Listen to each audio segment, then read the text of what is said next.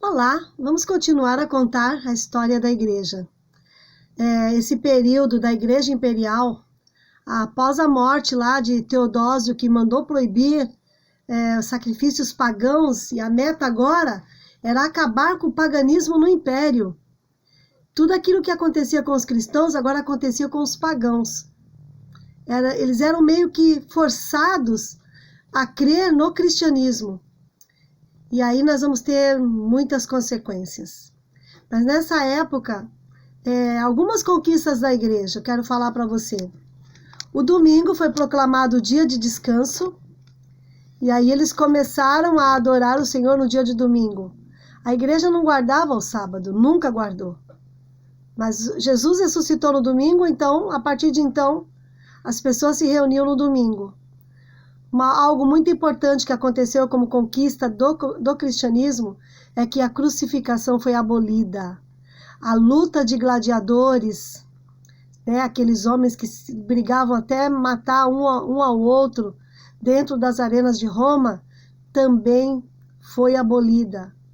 As condições dos escravos foram melhoradas e a escravidão gradativamente foi abolida.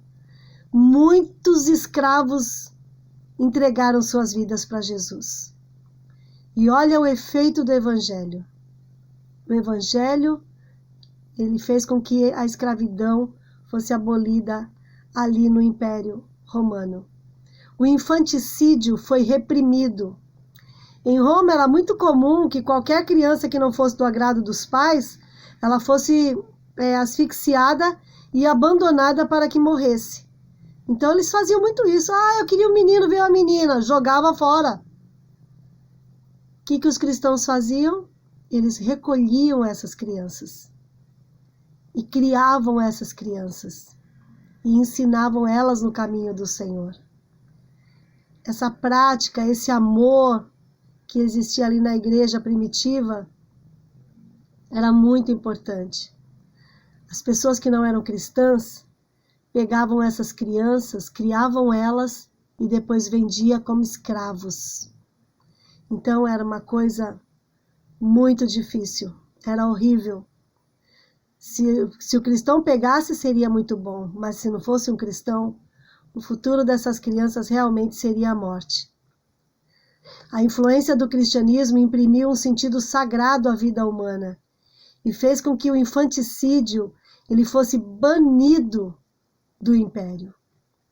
Agora, se você pensa que o término da perseguição foi uma bênção, se você pensa que oficializar o cristianismo foi uma bênção, você está muito enganado. Não foi nada disso. Foi muito nocivo. O nível moral da igreja agora era muito baixo. Sabe por quê? Porque as pessoas começaram a entrar na igreja, a fazer parte da igreja, sem nascer de novo, sem ter tido uma experiência com Jesus. Todos entraram na igreja, pessoas boas ou más, sinceras ou não, elas entraram na igreja. Porque a igreja agora ela estava aliada com o Estado.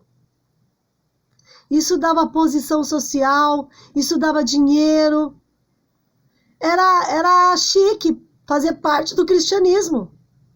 Fazia parte da elite, já pensou? É tipo assim.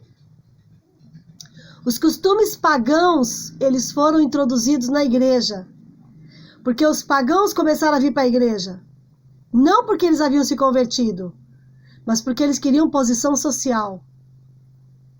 E aí, eles dentro da igreja, eles vêm com seu paganismo.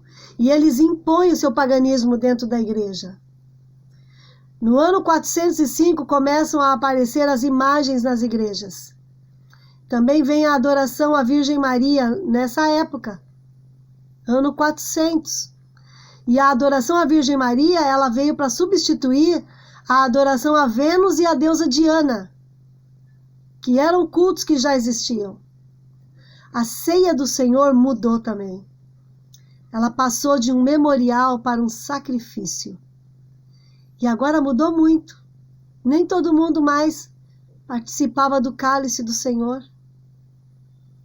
O ancião, ele evoluiu de pregador a sacerdote. Eles eram pregadores, eles pregavam a palavra. Agora eles são sacerdotes. A igreja se tornou mundana.